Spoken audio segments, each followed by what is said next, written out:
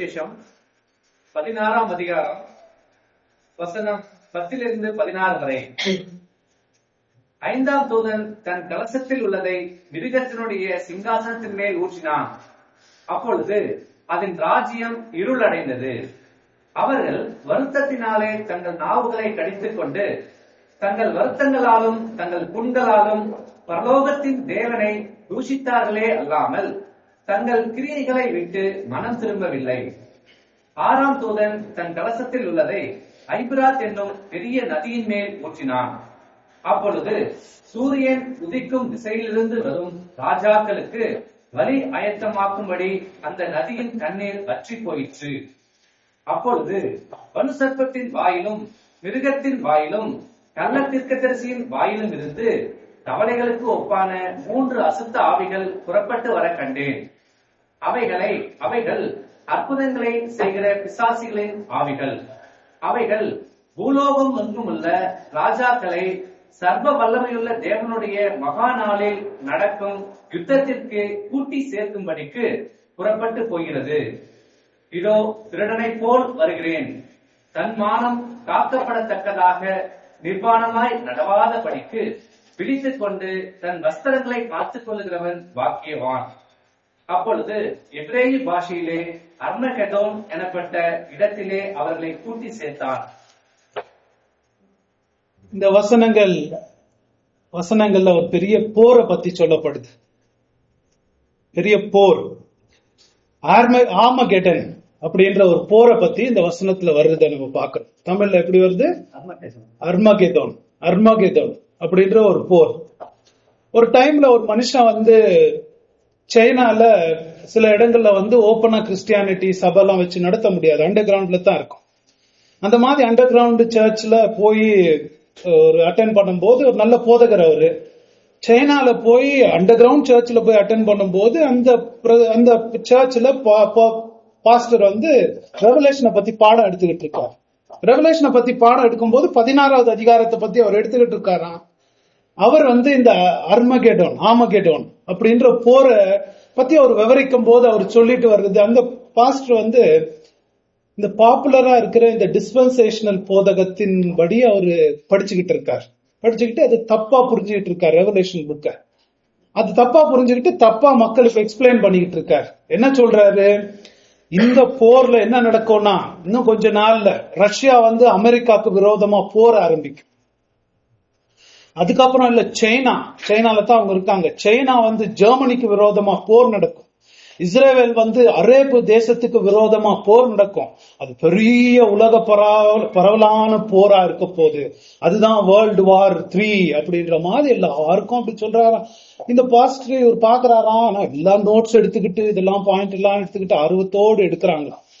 அவர் பார்த்து ரொம்ப வருத்தப்பட்டுட்டு இந்த மாதிரி எதிர்கால காரியத்தை பரிசுத்த வேத வசனங்களை எதிர்கால அரசியல் காரியங்களா மாத்துறதுக்கும் இன்னைக்கு நான் பக்தியா வாழ்றதுக்கும் என்ன சம்பந்தம் இருக்கு அப்படின்னு அவர் எழுதி வச்சிருக்கிறார்.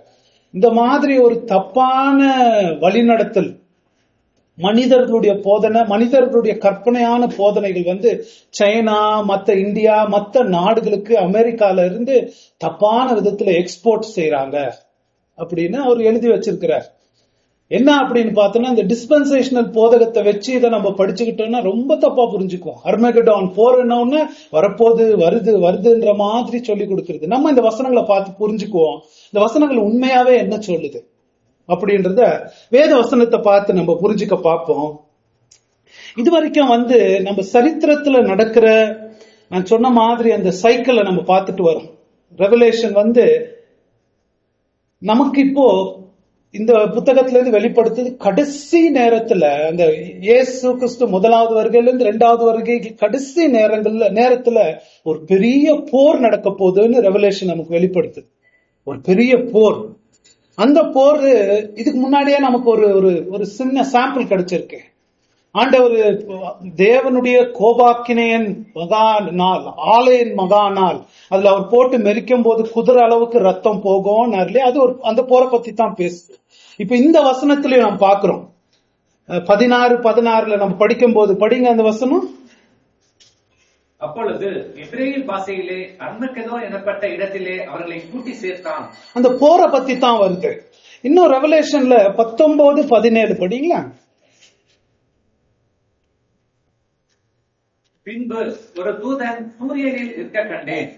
அவன் வானத்தின் மத்தியில் பறக்கிற சகல பறவைகளையும் பார்த்து, நீங்கள் ராஜாக்களின் மாம்சத்தையும் சேனை தலைவர்களின் மாம்சத்தையும் பலவான்களின் மாம்சத்தையும் குதிரைகளின் மாம்சத்தையும் அவைகளின் மேல் ஏறியிருக்கிறவர்களின் மாம்சத்தையும் சுயாதீனர் அடிமைகள் சிறியோர் பெரியோர் இவர்கள் எல்லோருடைய மாம்சத்தையும் பட்சிக்கும்படிக்கு மகாதேவன் கொடுக்கும் விருந்துக்கு கூடி வாருங்கள் என்று மிகுந்த சத்தத்தோட கூப்பிட்டான். அதுவும் அதே போரை பத்தி தான் பேசுது. குதிரைகள், ராஜாக்கள், போர் வீரர்கள், அந்த வார பத்தி தான். ஒரு வார ரெவலேஷன் அங்கங்க பேசுற மாதிரி தெரியும். அந்த வாரம் எல்லாம் பல போருங்க இல்ல, அது ஒரே போரை பத்தி தான் பேசுது.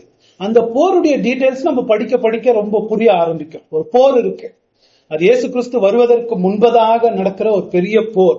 அந்த போருடைய டீடைல்ஸ் நம்ம இன்னைக்கு கொஞ்சம் பார்க்க போறோம். நம்ம எங்க இருக்கிறோம்? 7 கலசங்களை பார்த்துட்டு வரோம். 7 bowls. இந்த 7 கலசங்கள் 7 எக்காலங்கள மாதிரி இல்லை. 7 எக்காலங்கள் மனிதர்களை மனம் திரும்பும்படிக்கு தேவன் கொண்டு வருகிறார். மனம் திரும்புதல கொண்டு வரணும். ஆனா அந்த எக்கால சத்தத்துக்கு காதை அடைத்து கொண்டு மனம் திரும்பாம தொடர்ந்து போகிறவர்களுக்கு அவர் அடுத்ததாக கொண்டு வருது கலசங்களை கொண்டு வருகிறார் அப்படின்னு நம்ம பாக்குறோம். மனம் திரும்பாதவர்களுக்கு இந்த உலகத்திலேயே தேவன் கொடுக்கிற தண்டனை, இந்த உலகத்திலே ஆண்டவர் கொண்டு வருகிற தண்டனை. இந்த படம் வாதைகள்னு வருது இல்லைங்களா, கலசங்கள் வாதைகள்னு கூட ஒரு இடத்துல வருது. இது எகிப்தினுடைய படத்தை எடுத்து நமக்கு காமிக்கப்பட்டிருக்கு. எகிப்து நம்ம பார்த்திருக்கிறோம், எகிப்து பாடத்தை. அந்த எகிப்துல ஆண்டவர் அவங்களை தண்டிக்கும் போது என்ன பண்றாரு? ஃபாரோவை அவங்க தேவனை ஆராதிக்காம, ஜீவனுள்ள தேவனை ஆராதிக்காம அவருடைய இடத்தை எதுக்கு கொடுத்தாங்களோ அதை போய் அடிக்கிறார். அவர் ஒன்னொன்றுலயும் அதான் செஞ்சார். ஏன்னா எகிப்து தேசத்துக்கு பல தேவர்கள் உண்டு. ஏன்னா அவங்க கூடாதது ஒண்ணுமே இல்லைன்னு சொல்லலாம்.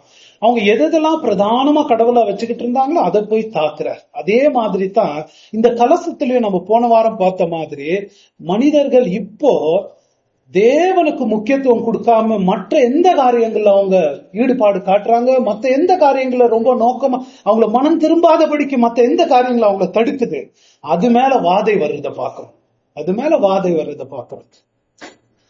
பல விதங்கள்ல நம்ம பாக்குறோம். முதலாவது நம்ம பார்த்தது உடம்பு மேல அனுப்புறாருன்னு பாக்குறோம். ஏன்னா ரோமர் 1 நம்ம பார்த்த மாதிரி அவர்கள் அந்த பலவிதமான இச்சை ரோகங்களை தங்களை ஒப்பு கொடுத்து சரீர விதமான பாவங்களை தங்களை ஒப்பு கொடுத்தவங்க அவங்க உடம்புலயே அவங்களுக்கு அந்த பனிஷ்மெண்ட், தேவ கோபாக்கினை பனிஷ்மெண்ட் கொடுக்கிறாருன்னு நம்ம பார்த்தோம் இல்லைங்களா. அது அவங்க என்ன கொடிய புண்ணாயிற்று அப்படின்னு நம்ம பாக்குறோம். பயங்கரமான தண்டனை உடம்புலயே வருகிறத பாக்குறோம். அடுத்ததாக கடல் சமுத்திரம் ரத்தம் போல ஆயிற்று அப்படின்னா பொருளாதார வீழ்ச்சி பாக்குறோம். பொருளாதார வீழ்ச்சி நடந்ததை பாக்குறோம். அந்த மீனெல்லாம் செத்த உடனே எகிப்துக்கு பெரிய லாஸ், பொருளாதார வீழ்ச்சியை பாக்குறோம். ஏன்னா உலக பிரகாரமா உலக வசதிகளுக்கு உலக காரியங்களுக்கு ஒரு முக்கியத்துவம் கொடுத்து ஆண்டவர் பக்கம் திரும்பாதவர்களுக்கு அந்த தண்டனை வருத, வாதை வருத நம்ம பார்க்கலாம். இன்னொன்னு என்ன பாக்குறோம்? அடிப்படை தேவைகளை தடை பண்ற மாதிரி அந்த தண்ணி, குடிக்கிற தண்ணி, நீரூற்றுகளை பாதிக்கிறத பாக்குறோம். அடுத்ததாக சூரியன் எவ்வளவு உண்மை நம்ம வாழ்ற சம்மர் காலத்துல யோசிச்சு பாருங்களேன். நான் போன வாரம் பேப்பர் எல்லாம் பார்த்துட்டு இருந்தேன், சில ஆர்டிகல்ஸ் எல்லாம் பார்த்துட்டு இருந்தேன். எங்க சென்னை மதுரை எல்லாம் இப்போ கொஞ்சம் கூலா இருக்கு. இதுக்கு முன்னாடி அவங்க படுற அவஸ்தைகள் எல்லாம் நியூஸ்ல சொல்றாங்க, அங்க சொல்றாங்க. எங்கன்னா ஓடிடலாமான்னு இருக்குது, எங்கன்னா ஓடி போயிடலாமான்னு இருக்குது. வாழ முடியாது மனுஷர்ல. அதனால அந்த ஹீட்னால வர வியாதிகள் ரொம்ப ஜாஸ்தி ஆயிடுச்சு. ரொம்ப ப்ராப்ளம்ஸ். ரொம்ப நார்த்ல எல்லாம் நிறைய பேர் செத்துட்டு பயங்கரமான காரியங்கள் அப்படியே ரொம்ப. அது வேற, அது இல்லாம பவர் கட்டு வேற, ஜனங்க செத்துக்கிட்டு தான் இருக்காங்க. அது நம்ம கண் முன்னாடியே பல விதங்கள்ல நடந்துகிட்டு இருக்கு. நம்ம சாதாரணமா எடுத்துக்கணும். இது ஒன்னும் ரெவலேஷன் அடையாள மொழியில நம்ம உலகத்துல நடக்கிறத ரெவலேஷன் கண்ணாடியை போட்டுக்கிட்டு பாக்குறதுக்கு தான் நமக்கு உதவி செய்யுதுங்க. நம்ம வாழ்க்கை, அரசியல் சூழ்நிலை, இயற்கை சிற்றங்கள் அதெல்லாத்தையும் ரெவலேஷன் மூலமா விளக்கம் தான் கொடுக்க முடியும். ரெவலேஷன் மூலமா தான் அதுக்கு விளக்கம் கொடுக்க முடியும். அதை புரிஞ்சுக்கிறதுக்கு தான் நமக்கு ரெவலேஷன் உதவியா இருக்கு.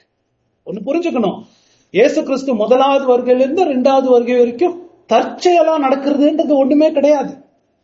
வானத்திலையும் பூமியிலையும் சகல அதிகாரமும் எனக்கு இருக்குதுன்னு ஏறி போய் எல்லா நாமத்தோட உயர்ந்தவரா உட்கார்ந்து இருக்கிறவரு தான் இந்த உலகத்துல நடக்கிற சகல காரியங்களும் தன்னுடைய நோக்கங்களுக்காக நிறைவேற்றுறார். எதுவுமே தானா நடக்கிறது இல்ல. இன்னைக்கு ஈட்டு கம்மியா இருக்குதுன்னா அவர்னாலதான். இன்னைக்கு காலைல அவர் ஸ்தோத்திரம் செலுத்தினார், மழை அனுப்புனேரு எவ்வளவு வீட்டுல, அவருக்கு தான் ஸ்தோத்திரம் போகணும். ஏன்னா அவர்னாலதான் அது நல்லா நடந்துச்சு. அதனாலதான் அவர் கரத்துல இருந்து வருது. ராஜாதி ராஜன் கர்த்தாதி கர்த்தன் அவர் இருந்த ஆட்சி செஞ்சுட்டு வர்றார். அதை நம்ம பார்க்கணும். அதான் ரெவலேஷன் நமக்கு உணர்த்துது பாருங்களேன். இப்ப நம்ம பார்க்கும்போது இதெல்லாம் ஏன் ஆண்டவர் செய்யறாரு, நான் உங்களுக்கு தெரியாது, என்னுடைய சொந்த அனுபவத்துல நான் பார்த்திருக்கிறேன், குடும்பத்திலயும் பார்த்திருக்கிறேன். ஆண்டவர்கிட்ட வர்றதுக்கு தடை என்னன்னு சொன்னாங்களோ அதுலயே வச்சு ஆண்டவர் தனிப்பட்ட மனுஷன் அடிச்சிருக்கிறார் தெரியுங்களா. அது நான் பார்த்திருக்கிறேன். ஒருத்தர் நான் கிறிஸ்டியானிட்டி வந்துட்டீங்கன்னா என் பிள்ளைங்களுக்கு எப்படி கல்யாணம் ஆகும், என் பிள்ளைங்க என்ன நிலைமையில ஆவாங்கன்னு ஆண்டவர்கிட்ட வரவே இல்லை கடைசி வரைக்கும். அந்த பிள்ளைங்க பயங்கர அவமானத்தை அப்பா அம்மா கொடுக்குற மாதிரி அந்த பிள்ளைங்க போயிடுச்சு. அப்படியெல்லாம் ஆயிருக்கு. நம்ம பல விதங்கள்ல பார்த்திருக்கேன். ஆண்டவர்கிட்ட வர்றதுக்கு என்ன தடை பண்றாங்களோ அதுல வாதம் வர்றத பார்த்திருக்கேன். நான் பார்த்திருக்கேன் அனுபவத்துல. அதை பார்க்கும்போது அதுதான் செய்யறத ஆண்டவர் இங்க பாக்குறோம். இதெல்லாம் ஏன் செய்யறாரு, மனுஷன் மனம் திரும்பணும், மனுஷனுடைய இருதயம் சாஃப்ட் ஆகணும். கடின பிடிச்ச இருதயம், அது மாறாத திருந்தாத அடம்புடிச்ச இருதயம், அந்த இருதயத்தை கரங்க வைக்கணும். களிமண் மாதிரி செயல், ஆண்டவர் விருப்பத்தின்படி அது வடிவமைக்கப்படணும். ஆனா இல்ல நிக்கிறான், ஃபாரோ மாதிரி நிக்கிறதுதான் மனுஷனுடைய அகங்காரம். அதை அடிக்கணும்ன்றதுக்காக எக்காலமா ஊதுறாரு ஊதுறாரு ஊதுறாரு ஊதுறாரு, பல விதங்கள்ல அடிச்சு பாக்குறாரு. அது மனசு திருந்த மாட்டேங்குது. இயற்கை காரணங்களை சொல்லுது. ஃபாரோவுக்கு அந்த கடல் தண்ணி இதாயிட்டோம்னா எங்கேயோ மண்ணு தான் ரெட் ஆயிடுச்சுன்னு அவன் நினைச்சுக்கிட்டு இருக்கான். இயற்கை காரணங்களை சொல்றான். ஆண்டவருடைய கரத்தை பாக்குறது இல்ல தன்னுடைய வாழ்க்கையில. அப்படி பார்த்துக்கிட்டு அவன் தன்னை கடினப்படுத்திக்கிட்டான்னு பார்க்க. இப்ப கூட மனுஷருங்க தான் இல்லைங்களா, நம்ம அப்படி இருக்க கூடாது. இதெல்லாம் ஆண்டவர் கரத்துல இருந்து வருது, தான் நம்ம பாக்குறோம். அதனால அதை பார்த்து நம்ம இருதயத்தை மாத்திக்கணும். இவங்கெல்லாம் தேவனை மகிமைப்படுத்தும்படிக்கு மனம் திரும்பவில்லை, தேவனை மகிமைப்படுத்தும்படிக்கு மனம் திரும்பவில்லை. சரி, அடுத்ததாக நம்ம இன்னைக்கு பார்க்க வேண்டியது 5-6 கலசத்தை நம்ம பார்க்க போறோம். 5-6 கலசத்தை 10வது வசனத்தை நம்ம பார்த்தோம்னா, ஐந்தாம் தூதன் தன் கலசத்தில் உள்ளதை மிருகத்தினுடைய சிங்காசனத்தின் மேல் ஊற்றினான். அப்பொழுது அதன் ராஜ்யம் இருள் அடைந்தது. அவர்கள் வருத்தத்திலே தங்கள் நாவுகளை கடித்து கொண்டார்கள். நாக்க கடிச்சுக்கிட்டாங்கன்னு போட்டிருக்கு. நாக்க கடிச்சுக்கிட்டாங்க. இதனோட ஊத்தினான் அப்படின்றது ஒரு ஃபைனல் செய்யற மாதிரி, ஃபைனலா கொடுக்கிற மாதிரி பாருங்களேன். அதனோட தீவிரம் ஒரு சைக்கிள் முடிஞ்ச பிறகு தீவிரம் ஜாஸ்தி ஆயிட்டே போகுது. ரிப்பிட்டேஷன் இல்ல, தீவிரம் ஜாஸ்தி ஆயிட்டே போறது. இது என்ன பாக்குறோம், அந்த 5ஆம் தூதன் அவர்கிட்ட இருந்த கலசத்தை எடுத்துட்டு அந்த மிருகத்தின் சிங்காசனத்தின் மேல ஊத்துறார். இந்த மிருகம் நமக்கு புதுசு இல்ல, 13வது அதிகாரத்திலே பார்த்திருக்கிறோம். இந்த மிருகம் யார்? இந்த மிருகம் அப்படின்னா பிரதானமாக இந்த மிருகத்தின் வடிவம் என்னன்னு பார்த்தோம்னா, புறஜாதியார் கொண்ட அரசாங்கம், நேபுகாத் நேசர் மாதிரியும் டாரியஸ் ஜெரக்சஸ் அந்த காலத்துல வந்த ராஜாக்கள் தங்களுக்கே ஒரு விக்கிரம் வச்சு எல்லாரும் அந்த விக்கிரத்தை வணங்கணும்னு ஏற்படுத்தின புறஜாதி அரசாங்கம், செக்குலர் கவர்மெண்ட் அவங்கதான் இந்த மிருகம். அதுதான் நம்ம பாக்குறோம். அவங்கதான் இங்க மிருகமா இருக்கிறத பாக்குறோம். அவங்க இதுல என்ன பாக்குறோம், இருள் அடைந்தது அப்படின்னா ஒளி இருள். ஒளிக்கு வேதத்துல பல அர்த்தங்கள் இருக்கு. சத்தியத்துக்கு ஒளின்னு இருக்கு, இன்னொன்னு ஞானம், சிந்தனை, ஒழுங்கு, கண்ணியம், அதுக்கெல்லாம் குழப்பம், குழப்படி, ஒழுங்கின்மை, அதுக்கெல்லாம் இருள்னு பேரு இருக்கு. இங்க அந்த தேவதூதன் 5ஆம் தேவதூதன் ஒரு சிங்காசனத்தின் மேல இருளை ஊத்துனான் போது அந்த சிங்காசனம் என்ன தெரியுமா, என்ன? உலக நாடுகளுடைய அரசாங்கம், பார்லிமெண்ட் இல்லைங்களா. அதான மிருகமா பார்க்க செக்யுலர் கவர்மெண்ட்ஸ். அது மேல தன்னுடைய கலசத்தை அவர் ஊத்துறத பாக்குற, ஊத்தின பிறகு அது என்ன ஆச்சு? இருள் அடைந்தது, இருள் அடைந்தது. இதுவும் நம்ம கண் முன்னாடி பாக்குறோம். நம்ம பாக்குறோம், ஆனா ரெவலேஷன்ல இதெல்லாம் போட்டிருக்குன்னு நம்ம உணர்றது இல்லை. பாருங்களேன், நம்ம இந்தியால வாழ்றோம். நம்ம கவர்மெண்ட் போக போக போக, மாமியார் போக போக போக கழுதாச்சுன்ற மாதிரி நம்முடைய பார்ட்டிஸ் எல்லாம் போக போக போக கழுதாதான் ஆயிடுச்சு. என்ன இதை விட என்ன டைம் பராமரிப்புல நமக்கு வேணும்? பாருங்களேன், எலெக்ஷனை பாக்குறோம், டிவில எலெக்ஷனை பாக்குறோம், ஒரு கவர்மெண்ட்டும் பண்ற காரியங்களை பார்க்கணும். டிபேட் பாப்பீங்களா நீங்க? ஒரு டைம் இங்கிலீஷ்ல, தமிழ்ல கூட இருக்கும் டிபேட். இங்கிலீஷ்ல பார்க்கும்போது அவங்க திங்கர்ஸ், அவங்கலாம் சிந்தனையாளர்கள், ஜேர்னலிஸ்ட், பெரிய தலைங்க, அவங்கள பார்த்துதான் நாடு போகணும். இந்த கொலா தண்ணி பிடிக்கும் போது பொம்பளைங்க சண்டை போட்டுக்குவாங்க தெரியுமா? கெட்ட கெட்ட வார்த்தையில பேசி தலைமுடிய பிடிச்சி இழுச்சு, அந்த மாதிரி உலகமே நேஷனே பாக்குதேன்ற அறிவு கூட இல்லாம அந்த மாதிரி அந்த மீடியேட்டர் பாவம், ஐயோ நிறுத்துங்க நிறுத்துங்க நிறுத்துங்க கத்துறாரு. இது அவங்கள திட்டுறது, இது அவங்கள திட்டுறது, ஓ ஓ ஓ ஓன்ற மாதிரி ஒரு சத்தம். அந்த மாதிரி நம்ம நாடு அரசாங்கம் போயிட்டு, எலெக்ஷன் எந்த பார்ட்டிக்கு நம்ம ஓட் போடுறது, எந்த பார்ட்டிக்கு தான் ஓட் போடுறது? யோசிச்சு பாருங்களேன். ஒரு பயங்கரமான மோசத்துக்கு மோசம் போற மாதிரி ஒருத்தர் பழி சொல்றது, இதுக்குன்னே வெயிட் பண்ணுவாங்கன்னு நான் நினைக்கிறேன். எலெக்ஷன் வரட்டும், உன்னை பாத்துக்கிறேன், இதெல்லாம் ஒழிச்சு வச்சுக்கிறேன் மாதிரி. ஒரு மனுஷன் பார்த்தா பிரைம் மினிஸ்டர் நிக்கிறாரு, 50 வருஷம் ஆச்சு கல்யாணம் பண்ணி, பொண்டாட்டியே தெரியாது, பொண்டாட்டியே இல்ல, கல்யாணமே இல்லன்னு நிக்கிறாரு. இன்னொருத்தர் இந்த பக்கம் பார்த்தா வெறும் வேர்ல்டு ட்ரிப் தான் சுத்திட்டு இருக்கிறார், அங்கங்க குஜராத்துக்கு பேர் ஸ்பீச் கொடுத்துட்டு வேர்ல்டு ட்ரிப் தான் சுத்திட்டு வருவார். அந்த மாதிரி என்ன சொல்றது, வேலைகள் போகுது, பொம்பளைங்களுக்கு இது இல்ல, பாதுகாப்பு இல்ல, என்னவோ பண்ணிட்டு இருக்காங்க. அந்த மாதிரி ஒரு காலத்துல என்ன அந்த இந்த இது எவ்வளவு பொருத்தமானது பாருங்களேன். அந்த கலசத்தை மிருகத்தின் சிங்காசனத்தின் மேல் ஊத்தினான், அது இருள் அடைந்தது. மோசம் மோசம் மோசமா தான் போகுது, மோசமா தான் போகுது. அதை நம்ம பார்த்துட்டு வரோம். அதனால நான் இதை பார்த்துட்டு நான் சொல்லல நரேந்திர மோடி தான் வரப்போறாருன்னு, எந்த தீர்க்க தரிசனமா நான் சொல்லல. நம்ம பாக்குறோம், மோசம் மோசமா தான் போக போகுதுன்னு வேதம் நமக்கு சொல்றது. அதனால கவர்மெண்ட்டுக்காக நம்ம ஜெபம் பண்ணோம், எலெக்ஷனுக்காக நம்ம ஜெபம் பண்ணோம், சுவிசேஷம் பரவணுன்றதுக்காக அதை பத்தி எல்லாம் நம்ம ஜெபம் பண்ணோம். ஆனா ஒண்ணு நம்ம தெரிஞ்சுக்கணும், தினக்கரெல்லாம் போய் சொல்ற மாதிரி என்ன பெரிய அரசாங்கம் வரப்போகுது, பெரிய செழிப்பு வரப்போகுது, பெரிய இது வரப்போகுது, இந்தியா வல்லரசு ஆகும், அதெல்லாம் இல்ல. எல்லா கவர்மெண்ட்ஸ் மோசமா தான் போக போகுது. அப்படித்தான் நமக்கு இதை போட்டிருக்கு பாருங்க. இருள் அடைந்தது, இருள் அடைந்தது, கரப்ஷன். பாருங்களேன், இதை வச்சுதான் நம்ம ரெவலேஷனை வச்சுதான் உலக அரசாங்க பொலிட்டிஷியன்ஸ் இதெல்லாம் நம்ம விளக்கம் கொடுக்கணும். இப்படித்தான் இது இருக்கும்னு போட்டிருக்காரு ஆண்டவர், இப்படிதான் இது இருக்கும்னு போட்டிருக்காரு. பாருங்களேன், இருள் அடைந்தது. இது ஃபாரோவுடைய அந்த படம் நமக்கு ஞாபகம் வச்சுக்கணும். எப்ப வந்துச்சு அந்த இருள் வாதை? உங்களுக்கு ஞாபகம் இருக்குல்ல? எத்தனாவது வாதை அது? 9வது வாதை. 9வது வாதை. அந்த வாதை வரும்போதுதான் என்ன ஆச்சுன்னா, ஃபாரோ அது வரைக்கும் ஃபாரோ எவ்வளவு கொடுமையா இருந்தா, பயங்கரமா இருந்தா, ஆனா கொஞ்சம் ஒழுங்கு இருந்துச்சு, ஜஸ்டிஸ் இருந்துச்சு. அந்த காலத்துல அடிமத்தனம் எல்லாரும் வச்சிருப்பாங்க.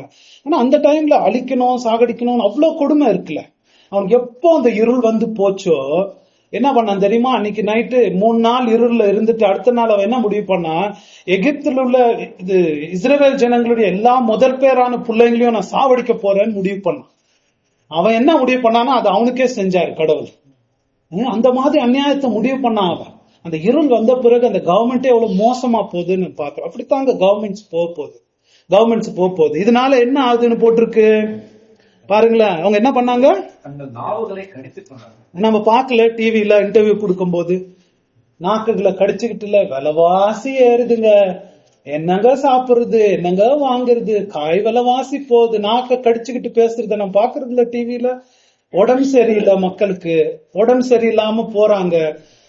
என்ன பண்ணுவாங்கன்னு தெரியல. ஒரு போய் சின்ன டெஸ்ட் பண்ணிட்டு வரணும் 5000 ரூபாய், ஒரு ஆபரேஷன் பண்ணணும்னா 1 லட்சம் ரூபாய், 2 லட்சம் ரூபாய். நாக்க கடிச்சுக்கிட்டு மக்கள் என்ன பண்றதுன்னு இல்ல. எத்தனை பேரு நம்ம கண் முன்னாடி நடக்குதுங்க. அந்த கவர்மெண்ட்ஸ் எல்லாம் கரப்ட் ஆகி மோசம் ஆகி, எல்லாம் மோசடி, திருட்டு பொலிட்டிஷியன்ஸ், கரப்ட் பொலிட்டிஷியன்ஸ் மக்களுக்கு நன்மை செய்யாம திருட்டு கொள்ள அடிச்சுக்கிட்டு இருக்காங்க. மக்கள் எல்லாம் நாவ கடிச்சுக்கிற நிலைமை. இது ஏனோ தானோன்னு நடக்கல, இயேசு கிறிஸ்து இதை நிகழ்த்துறார், ராஜாதி ராஜன். அதெல்லாம் தெரியும் அவருக்கு, அதெல்லாம் அவர் அனுப்புற வாதைகள். அதுதான் நம்ம பாக்குறோம். பாருங்களேன், அவர்கள் நாவை கடித்துக் கொள்ளுகிறார்கள் அப்படின்னு பாக்குறோம். சரி, இது எதுக்கு ஆண்டவர் செய்யறாரு? இதெல்லாம் நடக்கும்போது மக்களுக்கு மனம் திரும்பல் வரணும் இல்லைங்களா? மனம் திரும்புதல் வரணும். இதெல்லாம் பார்த்து மனம் திரும்ப மாட்டியா, திருந்த மாட்டியா, தேவனை தேட மாட்டியா, சிருஷ்டிகரை தேட மாட்டியா, இல்ல வேற யாராவது ஒண்ணு சும்மா இது ரெக்கார்ட் பண்றோம், ஒண்ணு கருணாநிதி தான் போடுவோம், அவரு ஏமாத்தி நல்லா சம்பாதி, இல்லைன்னா அம்மாவுக்கு தான் போடுவோம், 2 பேரும் கொள்ள வேற ஆண்டவர் தேடுறதே இல்ல, வேற வழியே இல்ல அவங்களுக்கு. பாருங்களேன், இப்படியேதான் இருந்து இருந்து மக்கள் அப்படி போறத பாக்குறோம் நம்ம. இது நம்ம நாடு மாத்திரம் இல்ல, எல்லா நாடுகளும் மோசமா தாங்க போகுது. ஏன்னா வெளிநாடுகள் எல்லாம் பாத்தீங்கன்னா அந்த பைபிள் பவுண்டேஷன்ல அவங்க எல்லாம் ஸ்டார்ட் பண்ணுது. அமெரிக்கா போன்ற நாடு, நியூசிலாந்து எல்லாம் இப்பெல்லாம் என்ன பண்றாங்க தெரியுமா? கவர்மெண்ட்ஸ் எல்லாம் 10 கட்டளை சபையில சொல்லி கொடுக்க கூடாது, ஜெபம் இருக்கக்கூடாது சபையில, அதெல்லாம் பண்றாங்க வெளிநாட்டுல. மோசம் மோசம். ஏன் ஏத்திஸ்ட் எல்லாம் ஜாஸ்தி ஆகுறாங்க, பலவித பாவங்கள் அதிகமாகுது, அப்படி எல்லாம் நடந்துகிட்டு இருக்கிறத பாக்குறோம். இவர்கள் மனம் திரும்பணும்னு ஆண்டவர் இவ்வளவு செஞ்சிட்டு இருக்கும் போது அவங்க என்ன பண்றாங்க? தங்கள் வருத்தங்களாலும் தங்கள் புண்களாலும் பரலோகத்தின் தேவனை தூஷித்தார்களே அல்லாமல் தங்கள் கிரியைகளை விட்டு மனம் திரும்பவில்லை. பாருங்களேன், எவ்வளவு சோகமா போட்டிருக்கு. இவ்வளவு நடக்குது, பரலோகத்தில் இவ்வளவு நடந்தாலும் தங்கள் புண்ணுகள்னாலையும் வருத்தங்கள்னாலையும் பரலோக தேவனை தூஷித்தார்களே ஒழிய அவர்கள் கிரியைகளிலிருந்து மனம் திரும்பவில்லை. தான் நம்ம பாக்குறோம். தேவன் பக்கம் திரும்புற மக்களா இல்ல, நம்ம போய் சொன்னாலும் திருந்துற மக்களா இல்ல அப்படின்னு நம்ம பாக்குறோம். இது ஒரு ஃபாரோவுடைய பாதையை பின்பற்றுறது. ஃபாரோவுடைய பாதை கடினப்பட்ட போன மக்கள் அவங்க எவ்வளவுதான் வழியை அனுபவிப்பாங்க. ஆனா ஆண்டவர் பக்கம் திரும்பி வரவே மாட்டாங்க. எவ்வளவு நான் செத்தே போனாலும் சரி அவங்க வரவே மாட்டாங்க. சில பேரு ஃபாரோ மாதிரி வாழ்க்கையிலே ஆயிடுறாங்க. உபத்திரவங்கள், கஷ்டங்கள் ஆண்டவர் கொடுக்கிறார், இருதயம் ஒண்டி கரங்குறதே இல்ல, திருந்துறதே இல்லை. எவ்வளோ கொடுத்தாலும் ஒரு மனுஷனுக்கு அவன் ரொம்ப நேசிச்ச மக செத்துட்டான். ரொம்ப நேசிச்ச ஒரு மக செத்து போயிடுச்சு. ஒரு விசுவாசினா என்ன பண்ணணும்? ஆண்டவரே, உடைய பராமரிப்புல நீர் எது நடத்துறீரோ அது நன்மைக்காகத்தான். இதுக்கு நான் தகுதி ஆண்டவர், இதுக்கு பாத்திரம். ஏன்னா நாங்க பாவிகள், எங்களுக்கு எவ்வளவு மோசமா நடந்தாலும் அதுக்கு நாங்க தகுதி உள்ளவங்க தான். எங்க மேல இரக்கம் காட்டுங்க ஆண்டவரேன்னு அவன் சொல்லாம ஆண்டவரை முறுமுறுத்து வெறுத்து மனசுலயே வெறுப்பு வளர்த்து, எனக்கு ஏன் இப்படி நடக்கும், எனக்கு ஏன் இவ்வளவு உபத்திரவங்க கஷ்டங்கள், ஏன் எனக்கு இப்படி வரணும்னு சொல்லி அவன் என்ன பண்ணா, வைஃபை சாவடிச்சுட்டு அவனும் தற்கொலை பண்ணி செத்துட்டான். பாருங்களா, அதான் ஃபாரோவுடைய இருதயம்ன்றது. நம்ம எல்லாத்துக்கும் தகுதி, எனக்கு நான் எந்த கஷ்டமும் வந்துடக்கூடாது, எனக்கு எல்லாமே சுகபோகமா நடக்கணும். அது வந்துருச்சுன்னா ஆண்டவரை நான் சும்மா விட போறது இல்ல, ஆண்டவர் மேல கோபம் வந்துடும், நானெல்லாம் சந்தோஷமா இருக்க போறது இல்லைன்னு ஆண்டவர் மேல ஒரு வைராக்கியத்தை வளர்த்துக்கிறது மனசுல ரகசியம். புரியுதுங்களா? அந்த கஷ்டம் உபத்திரம் நம்மளையே நம்ம வாழ்க்கையில நமக்கு ஏதோ பெரிய இழப்பு ஏற்படுதுன்னு வைங்களேன், நம்ம எப்படி பார்க்கணும் அத? நம்ம இருதயம் அப்பதாங்க தெரியும், ஆண்டவரே நீர் பராமரிப்பின் தேவன், நீ எல்லாத்தையும் நல்லதா செய்யற தேவன், இது எனக்கு நான் தகுதினாலதான், நான் எவ்வளவோ பாவங்கள் பண்ணி இருக்கிறேன், என்னை இப்படி நீ வச்சிருக்கிறதே பெரிய விஷயம் அப்படின்னு நம்ம இருக்கிறோமா? யோசிச்சு பாருங்க, நம்ம இருதயத்தை நம்ம பார்க்கணும். என்னை இப்படி வச்சிருக்கிறதே பெரிய விஷயம் ஆண்டவர், இதுக்கும் நான் தகுதி இல்லை, நான் ஏதோ பெரிய காரியங்களை உங்ககிட்ட எதிர்பார்க்க முடியாது ஆண்டவர். அந்த வலது பாரசம் கல்லனை யோசிச்சு பாருங்களேன், அவனுக்கு மனம் திரும்புதல் எப்படி வந்துச்சு? அவன் இன்னொருத்தன் திட்டுறான், நீ உன்னை காப்பாத்திக்கிட்டு என்னையும் காப்பாத்துன்றான். அந்த இவனொருத்தன் என்ன செய்யறான்? நம்ம இதை அனுபவிக்கிறதுக்கு நம்ம தகுதியானவங்க. அதான் அந்த மனம் திரும்புதல் கொண்டு வருது. நான் என் நிலைமைக்கு, என் கஷ்டத்துக்கு நான் தான் தகுதி, நீ நீதிபரர் ஆண்டவரே. அதான் தேவனை மகிமைப்படுத்துறது. என் நிலைமைக்கு நான் தான் காரணம், என் பாவம் தான் காரணம், என்னுடைய அக்கிரமம், என்னுடைய இருதயம் தான் காரணம் ஆண்டவரே, நீர் நீதிபரர். அம்மா நான் வணங்குவேன், தலகுனிவேன் ஆண்டவரே, நீ என்ன அனுப்புறியோ தலகுனிவேன். அப்படி வர்றது இல்ல பாருங்களேன், இருதயம் நின்று எதிர்க்கிறது, ஆண்டவருக்கு விரோதம் நின்று நிக்கிறது. நான் செத்தாலும் பரவாயில்ல, எனக்கு ஏன் இப்படி நடக்கணும் அப்படின்றது பாருங்களேன். கசப்பு, விருப்பு, கோபம் மிருகத்தின் முத்திரை வாங்குறவர்களுக்கு ஒரு அடையாளம்.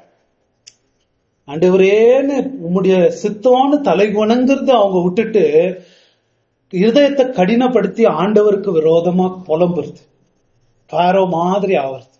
அப்படித்தான் இந்த மக்கள் ஆவறத பாக்குறோம் இல்லைங்களா? அப்படிதான் ஆவறத பாக்குறோம். சரி, நம்ம 5வது கலசத்தை பார்த்திருக்கிறோம். 5வது கலசம் அரசாங்க கவர்மெண்ட்ஸ், உலக கவர்மெண்ட்ஸ் மேல ஆண்டவர் அனுப்புற இருள் பயங்கரமா அது போக போகுதுன்றத நம்ம பார்க்கிறோம். அடுத்ததாக 6வது கலசத்தை பத்தி படிப்போம். 6ஆம் தூதன் தன் கலசத்தில் உள்ளதை ஐபிராத் என்னும் பெரிய நதியின் மேல் ஊற்றினான். அப்பொழுது சூரியன் உதிக்கும் திசையிலிருந்து வரும் ராஜாக்களுக்கு வழி ஆயத்தமாகும்படி அந்த நதியின் தண்ணீர் வத்தி போயிற்று. ஐப்ராத் என்ற நதி, ஐப்ராத் என்ற நதியின் மேல் ஊத்தினார் அப்படின்னும் போது ஐப்ராத் நதி என்ன? நம்ம ஏற்கனவே படிச்சிருக்கிறோம். உங்களுக்கு சில பேருக்கு ஞாபகப்படுத்துறேன். இந்த 6வது எக்காலம் டைம்ல ஐப்ராத் நதி வந்துச்சு. உங்களுக்கு ஞாபகப்படுத்துறதுக்கு 9வது அதிகாரம் 14வது வசனத்துல அது இருக்கு. இந்த படிங்க ஒரு வாட்டி. நீங்க எல்லாரும் பைபிளை திருப்பிட்டீங்க, நான் படிக்கணும்னு நினைக்கல, ஆனா நீங்க எல்லாம் பைபிள் திருப்பிட்டனால படிச்சிருங்க.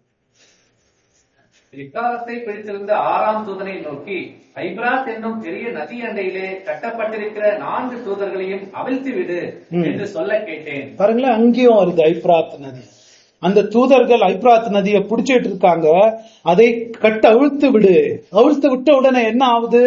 எண்ணி முடியாத போர் சேனை நிக்குது. குதிரை ஹார்ஸ்மேன் நிக்கிறாங்க. உங்களுக்கு ஞாபகம் இருக்கலாம், அந்த குதிரை வாயில இருந்து நெருப்பம் கந்தகமும் வந்துச்சுன்னு பார்க்கணும்.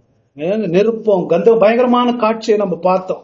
உங்களுக்கு ஞாபகம் இருக்குல்ல, நெருப்பம் கந்தகமும் அந்த குதிரை வால் பார்த்தோம்னா அந்த ஹைட்ரா பாம்பு மாதிரி பயங்கரமான காட்சியை நம்ம பார்த்திருக்கோம். இது என்ன?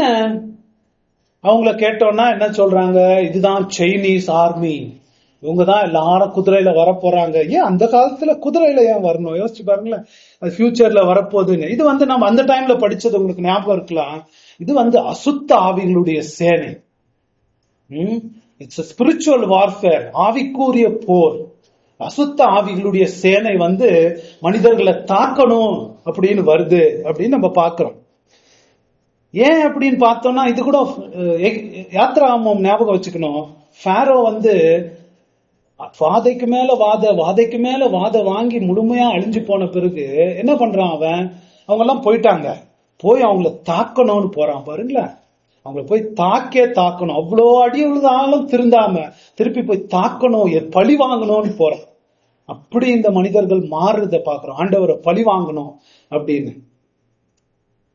அதான் நான் சொன்ன மாதிரி, இது மற்ற இதெல்லாம் படிச்சீங்கன்னா புத்தகம், நம்ம ஊர்ல இருக்கிற புத்தகம்ல சைனீஸ் ஆர்மி, இது அரேபு வரவங்க அப்படியெல்லாம் இல்லை. ஏன்னா அப்படி நினைக்கிறாங்கன்னா, இஸ்ரவேல் தான் முக்கியம், இஸ்ரவேல் தான் இது, இஸ்ரவேலுக்கு தான் இதெல்லாம் நடக்குது என்ற மாதிரி ஒரு எண்ணம் வந்துருதுனால அது இல்ல. சரித்திரத்தின் மத்திபம் இயேசு கிறிஸ்து, அவருடைய சபை, இஸ்ரவேலின் நிறைவேறுதல் அவருடைய சபை. ஏன் இந்த புக்கு யாருக்கு எழுதப்பட்டது? 7 சபைகளுக்கு இல்லைங்களா? 7 சபைகளுக்கு. ஏன் 7 சபைகளுக்கு எழுதிட்டு போய் இஸ்ரவேலை பத்தி இவ்வளவு காரியங்களை சொல்லிட்டு இருக்கணும்? அது அனாவசியமா இதுல இஸ்ரவேல் கொண்டு வர்றது. அவங்கன்னா அந்த டிஸ்பென்சேஷன் இல்லை, அது இஸ்ரவேல் வேற நம்ம வேறன்றதெல்லாம் இல்ல. பழைய ஏற்பாடு நிறைவேறுதல் தான் புதிய ஏற்பாடு. இஸ்ரவேலுடைய நிறைவேறுதல் நியூ இஸ்ராயல்னு கலேஷியல்ல வருது. புதிய எருசலேம்னு யாருக்கு பேரு? சபைக்கு தான் பேரு. புரியுதுங்களா? அதை புரிஞ்சுக்கணும்னா நமக்கு இது தெளிவா புரியும். இது என்ன ஐப்ராத் நதி? ஏன்னா பழைய ஏற்பாடுல இஸ்ரவேலுக்கு இருக்கிற அந்த ஊரினுடைய அந்த டேர்ம்ஸ, ஆவிக்குரிய கான்செப்ட்ஸ புரிய வைக்கிறதுக்கு நமக்கு எழுதி இருக்கு. அப்படி ஐப்ராத் நதினா என்னன்னு நம்ம புரிஞ்சுக்கோமே. ஐப்ராத் நதி அப்படின்னு பார்த்தோம்னா, இஸ்ரவேலுக்கு இருக்கிற ஈஸ்ட் பார்டர். ஈஸ்டுக்கு என்ன சொல்றது? கிழக்கு பார்டர், சூரியன் அஸ்தமிக்கிற பார்டர் அதானே. அந்த சூரியன் உதிக்கிற சைடு அதான் ஈஸ்ட், கிழக்கு பாகம். அங்க இருந்து அது இஸ்ரவேலுடைய பார்டர் ஐப்ராத் நதி. அது யோசுவா 1:4 இருக்கு, வேண்டா நீங்க படிங்களா?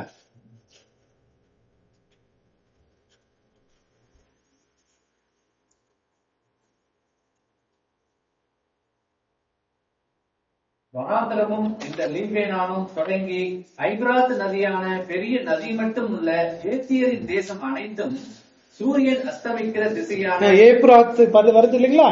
அந்த ஐப்ராத் நதி அதெல்லாம் உங்களுக்கு கொடுப்பேன்னு யோசுவாக்கு சொன்னார். அதெல்லாம் உங்களுக்கு கொடுப்பேன். இஸ்ரவேல் இருந்த நாடு, அவங்களுடைய ஈஸ்ட் போர்ஷன் பாத்தீங்கன்னா அது ஐப்ராத் ஓடுற நதி. இஸ்ரவேலுக்கு அது ஒரு பெரிய நதி. இஸ்ரவேலுக்கு வந்த மகாபெரிய சத்ருக்கள்னு பாத்தீங்கன்னா அந்த ஈஸ்ட் பக்கத்துல இருந்து தான் வந்தாங்க. அசரியா வந்து யூதாவை சிறைப்பிடிச்சிட்டு போனாங்க. பாபிலோன் வந்து எருசலேம் வந்து இஸ்ரேல சிறைப்பிடிச்சிட்டு போனாங்க. அவங்க எல்லாம் வந்தது எங்க இருந்து தெரியுமா? ஈஸ்ட்ல இருந்து தான் வந்தாங்க. இஸ்ரவேலுடைய பெரிய சத்ருக்கள் எங்க இருக்கிறாங்க? ஈஸ்ட்ல இருக்கிறாங்க. இது இங்க ஒண்டி ஆரம்பிச்சதுல, அது ஆரம்பத்திலேயே முதல் ஈஸ்ட் எங்க வருது தெரியுமா? ஆதியாகமம் 4வது அதிகாரத்துல வருது. காயின் தேவனுடைய பிரசன்னத்துல இருந்து தான் பேனிஷ் பண்ண பிறகு அவன் போய் ஒரு இடத்துல குடிகட்டு வாழ்ந்து ஒரு ஊர் நகரத்தை ஏற்படுத்தினான். எந்த இடத்துல தெரியுமா? ஈஸ்டுக்கு தான் அவன் போனான். ஈஸ்ட்ன்னு சொல்லும் போது பைபிள்ல எப்ப பாரு, இன்னும் ஜெனசிஸ்ல 11வது அதிகாரத்துல வருது, இந்த மக்கள் எல்லாம் ஒன்னா கூடி போய் ஒரு பெரிய கோபுரத்தை, ஈஸ்டுக்கு போய் ஒரு கோபுரத்தை கட்டினாங்கன்னு வருது. சூரியன் உதிக்கிற ஒரு இடத்துல ஈஸ்ட்னு வந்தா தேவனுக்கு விரோதமா, தேவனுக்கு சவால் விட்டு பகைத்து வாழுகிற ஒரு தேசத்துக்கு தான் பேர். அதான் ஒரு ஓல்ட் டெஸ்டமென்ட் பிக்சர். ஐப்ராத் நதிக்கு அப்புறம் அப்படின்னு ஈஸ்ட்ன்னு சொன்னோம்னா தேவனுக்கு, தேவனுடைய ஜனங்களுக்கும் தேவனுக்கும் சத்ருக்கள் வாழ்கிற ஒரு இடம். அந்த ஒரு கான்செப்டை தான் யோவான் இங்க பயன்படுத்துற. ஐப்ராத் நதினா நம்ம எங்க ஐப்ராத் நதி இருக்குன்னு பாத்துட்டு போறதுல அந்த அடையாள மொழியை இங்க பயன்படுத்துற. அதை நம்ம மனசுல வச்சுக்கணும். சிம்பாலிக்கா அங்க யூஸ் பண்ற. ஸ்பிரிச்சுவலா இஸ்ராயல் யாரு? சபை. சபைக்கு இருக்கிற சத்ருக்களுக்கு பேர் என்ன சொல்றாரு? ஐப்ராத் நதிக்கு அப்புறம் இருக்கிறவர் சபைக்கு இருக்கிற சத்ருக்கள். The sons of the east கூட ஒரு இடத்துல இருக்கு. The sons of the east. அவங்களுக்கு இஸ்ரவேல வந்து அவங்க தாக்காதபடிக்கு அவங்களுக்கு இருந்த ஒரே தடை என்ன? ஐப்ராத் நதி. அது கொந்தளிச்சு போகும்போது அந்த நதியை தாண்டி வர்றதுக்கு அவங்களுக்கு கஷ்டம். அது ஒரு பேரியர், ஒரு தடையா இருந்துச்சு, சத்ருக்கள் இஸ்ரவேலை தாக்க முடியாதபடிக்கு. அத யோவான் இங்க பயன்படுத்துறாரு. அந்த ஐப்ராத் நதியை என்ன பண்ணுது? அந்த கலசத்தை ஊத்துன பிறகு அந்த ஐப்ராத் நதி வத்தி போகுது. வத்தி போகுதுன்னா என்ன அர்த்தம்? வத்தி போச்சுன்னா அட்டாக் வரப்போகுதுன்னு அர்த்தம். ரெடி ஆயிட்டாங்க. அது தடை போயிருச்சு. இன்னுமே அவங்களுக்கு தடை எடுக்கப்பட்டாச்சு. கடவுளுடைய சத்ருகளின் சேனை புறப்பட்டு போருக்கு வரப்போகுதுன்னு அர்த்தம். அதான் இங்க நமக்கு சொல்றார். நமக்கு உண்மையான இஸ்ரவேலா இருக்கிற சபைக்கு ஒரு தடை ஆண்டவர் போட்டிருக்கிறார். நம்ம இன்னைக்கு நம்ம யாருக்கு உலகத்துல வாழ்றோம்? பிசாசு உலகத்துல வாழ்றோம். பிசாசு எல்லாத்தையும் கண்ட்ரோல் பண்ணு, மீடியாவை கண்ட்ரோல் பண்ணு, உலகத்தை கண்ட்ரோல் பண்ணு, அரசாங்கத்தை கண்ட்ரோல் பண்ணு. அப்படிப்பட்ட உலகத்துல நம்ம எப்படிங்க கூட முடியும்? எப்படிங்க ஜெபிக்க முடியும்? எப்படி பிசாசுக்கு விரோதமா அதெல்லாம் பண்ணி சத்தியத்தெல்லாம் படிச்சு எப்படி வளர முடியும்? அதெல்லாம் விடுறதுக்கு காரணம் என்ன? என்ன ஏனோ தானோ நடக்குதுன்னு நம்ம நினைச்சிட்டு இருக்கலாம். இல்ல, ஆண்டவர் ஒரு ஐப்ராத் நதியை வச்சிருக்கிறார். தெரியுமா உங்களுக்கு? நம்மளை வந்து நம்ம அழிச்சு போடாதபடிக்கு, சபையை அழிச்சு போடாதபடிக்கு ஒரு ஐப்ராத் நதியை ஆண்டவர் தடையா வச்சிருக்கிறார். ஆனா ஒரு நாள் அந்த நதியை எடுத்துருவார். நம்ம மேல அட்டாக் வரப்போகுது. இதுதான் போட்டிருக்கு. ஐப்ராத் நதி புதிய ஏற்பாடுல இதை பத்தி போட்டிருக்கு தெரியுங்களா? தெசலோனிக்கர்ல பவுல் சொல்றாரு பாருங்களேன். 2 தெசலோனிக்கர் 2:1. நம்மள சத்ரு வந்து அழிக்காதபடிக்கு ஒரு தடை இருக்கிறது. 2 தெசலோனிக்கர் 2:1. அன்றியும் சகோதரரே, நம்முடைய கர்த்தராகிய இயேசு கிறிஸ்துவின் வருகையையும் நாம் அவரிடத்திலே சேர்க்கப்படுவதை குறித்து நாங்கள் உங்களை வேண்டிக் கொள்கிறது என்னவென்றால், ஒரு ஆவியினாலாவது வார்த்தையினாலாவது எங்களிடத்திலிருந்து வந்ததாய் தோன்றுகிற ஒரு நிருபத்தினாலாவது கிறிஸ்துவனுடைய நாள் சமீபமாய் இருக்கிறதாக சொல்லப்பட்டால் உடனே சஞ்சலப்படாமலும் கலங்காமலும் இருங்கள். எவ்விதத்தினாலும் ஒருவனும் உங்களை மோசம் போக பண்ணாதபடிக்கு எச்சரிக்கையாயிருங்கள். ஏனெனில் விசுவாச துரோகம் முந்தி நேரிட்டு கேட்டின் மகனாகிய பாவ மனுஷன் வெளிப்பட்டால் ஒழிய அந்த நாள் வராது. விசுவாச துரோகம் முந்தி நேரிட்டு கேட்டின் அந்த இருள் எல்லாம் வரணும். அதெல்லாம் வரலன்னா இன்னும் நேரிடாது. அப்புறம் இப்ப ஏன் அவன் வரல? அவன் எதிர்த்து நிற்கிறவனாயும் தேவன் எனப்படுவதற்கு எதுவோ ஆராதிக்கப்படுவது எதுவோ அவைகள் எல்லாவற்றிலும் மேலாக தன்னை உயர்த்துகிறவனாயும் தேவனுடைய ஆலயத்தில் தேவன் போல உட்கார்ந்து தன்னைத்தான் தேவன் என்று காண்பிக்கிறவனாயும் இருப்பான். இதெல்லாம் வரப்போது தொடர்ந்து படிங்க. நான் உங்களிடத்தில் இருக்கும் போது இவைகளை சொன்னது உங்களுக்கு ஞாபகம் இல்லையா? அவன் தன் காலத்திலே வெளிப்படும்படிக்கு இப்பொழுது அவனை தடை செய்கிறது என்னதென்றும் அறியாதிருக்கிறீர்களே. தடை செய்கிறது என்னதென்று அவன் வந்து நம்மள தடை செய்யுது. அவன் வந்து நம்மளை அழிக்காதபடிக்கு, பிசாசு, மிருகம், வலுசற்பம் நம்மளை வந்து அழிக்காதபடிக்கு ஆண்டவர் வைப்ராத் நதி மாதிரி ஒரு தடையை ஏற்படுத்தி இருக்கிறார். தடை என்னன்னு அறியாம இருக்கிறீர்களே அப்படின்னு அவர் சொல்றார். ஆனா இந்த வசனத்துல தான் நம்ம வர்றது பாக்குறோம். ஆவிக்குரிய உலகத்தை, ஆவிக்குரிய ரியாலிட்டிஸ பத்தி பேசுறாரு. ஆவிக்குரிய விஷயத்துல ஒரு தடை ஏற்படுத்தி இருக்கிறார்.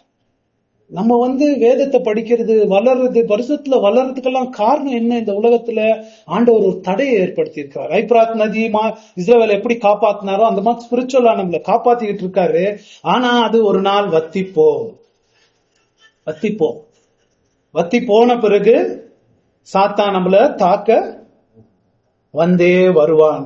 எனிமீஸ் நம்மள அட்டாக் பண்ண வந்தே வருவாங்க. பாருங்களேன், வரும்போது ரெவலேஷன்ல பார்த்தோம்னா அது ஏன் ஆண்டவர் அதை வத்தி போக பண்றாரு? ஏன் அதை வத்தி போக பண்றாரு? வந்து நம்மளை தாக்கி நம்மளை அழிப்பதற்காகவா? யோசிச்சு பாருங்களேன். அவன் அழிந்து போறதுக்காக. Very good. ஏன்னா எகிப்துல ஃபாரோ வந்து இஸ்ரேல் ஜனங்களை துரத்திட்டு வரும்போது இவங்க போய் கரை சேர்ந்த உடனே கடலை மூட வேண்டியது தானே ஆண்டவர். ஏன் திறந்து வச்சிருந்தாரு? இன்னமும் அவங்களுக்கு, எகிப்தியர்களுக்கு ஒரு வலை போட்டு வச்சிருக்கிற மாதிரி, அவங்களுடைய அழிவுக்கு ஒரு வலை திறந்து விட்ட மாதிரி வத்த பண்ணாரு இன்னமும் சமுத்திரத்தை. அதே மாதிரி தான் இங்க ஐப்ராத் நதியை வத்த பண்றதுக்கு, தன்னுடைய ஜனங்கள் வந்து அட்டாக் பண்ணி அழிவதற்காக இல்ல, இவங்க தன்னுடைய ஜனங்களை துரத்திட்டு வந்து அட்டாக் பண்ணணும்னு வரும்போது அவங்கள அழிப்பதற்காக, அவங்களுக்கு விரிக்கிற ஒரு வலைய, அவங்களுடைய அழிவுக்கு விரிக்கிற ஒரு வலையாகத்தான் ஐப்ராத் நதியை வத்த பண்றார். இது பல இடங்கள்ல வரும். இந்த வார பத்தி பாக்குறோம். அவங்க எல்லாரையும் ஒன்று கூட பாக்குறாரு. பாருங்களேன், ரெவலேஷன் 20:7 படிங்களா. இதே மாதிரி எல்லாரும் கூடி வர பண்றாரு. தேவனுடைய சத்துருக்கள் எல்லோரையும் கூடி வர பண்றாரு. 20:7. அந்த 1000 வருஷம் முடியும் போது சாத்தான் தன் காவலிலிருந்து விடுதலையாகி பூமியின் 4 திசைகளும் உள்ள ஜாதிகளாகிய கோகியும் மாகோயும் மோசம் போக்கும்படிக்கும் அவர்களை யுத்தத்துக்கு கூட்டிக் கொள்ளும்படிக்கும் புறப்படுவான். அவர்களை யுத்தத்துக்கு கூட்டிக் கொள்ளும், இதான் அந்த யுத்தம், ஆர்மகெடோன் யுத்தம். அப்புறம் அவர்களுடைய தொகை கடற்கரை மணலத்தனையாக இருக்கும். அவர்கள் பூமி எங்கும் பரம்பி பசுத்தவான்களுடைய பாளையத்தையும் பிரியமான நகரத்தையும் வளைத்துக் கொண்டார்கள். அப்பொழுது தேவனால் வனாந்தரத்திலிருந்து அக்கினி இறங்கி, வானத்திலிருந்து அக்கினி இறங்கி அவர்களை பட்சித்து போட்டது. பாருங்களேன், அவங்களை எல்லாம் ஒன்று சேர்க்கிற ஒரு வலை சதியின் ஆண்டவர் பக்கம், அவங்களை எல்லாம் ஒன்று சேர்க்கிறதுக்கு ஆண்டவர் திட்டம் பண்றார். திட்டம் பண்ணி தன்னுடைய ஜனங்களை அவங்க தாக்க வருகிற ஒரு சூழ்நிலையில எப்படி ஃபாரோவை அழைத்து ஒரு இடத்துல அழிச்சாரோ எல்லாரையும், அதே மாதிரி அழிப்பதற்காகத்தான் இந்த வலி ஏற்படுறத நம்ம பாக்குறோம். பாருங்களேன், அதனாலதான் எப்ராத் நதி வத்தி போறத பாக்குறோம். வத்தி போறது அது படிங்களா. எப்ராத் நதி வத்தி போற வசனம் எப்படி வருது? 6ஆம் தூதன் கலசத்தில் உள்ளதை ஐப்ராத் என்னும் பெரிய நதியின் மேல் ஊற்றினான். அப்பொழுது சூரியன் உதிக்கும் திசைகளிலிருந்து ராஜாக்களுக்கு வழி ஆயத்தமாகும்படி அந்த நதியின் தண்ணீர் வத்தி போயிற்று. பாருங்களேன், அந்த ராஜாக்கள் எப்படி வருது? ராஜாக்களுக்கு வழி ஆயத்தமாகும்படி, ராஜாக்களுக்கு வழி ஆயத்தமாகும்படிக்கு அவர் ரெடி ஆயிடுச்சு வழி. அவங்க எல்லாம் சந்தோஷமா கிளம்புறாங்க போருக்கு. இதுதான் இந்த காரியத்துக்காகத்தான் காத்துக்கிட்டு இருந்தேன், சாத்தானும் இந்த காரியத்துக்காகத்தான் காத்துக்கிட்டு இருந்தேன்னு சொல்லி தேவனுடைய ஜனங்களுக்கு விரோதமா அவர்கள் கிளம்புறாங்க. பெரிய போர் சேனை கிளம்பி அவங்களை அழிக்கணும், அவங்களை இது பண்ணணும் அப்படின்னு. இந்த போர் வந்து ஆதியாமத்திலே ஆரம்பிச்ச போர்.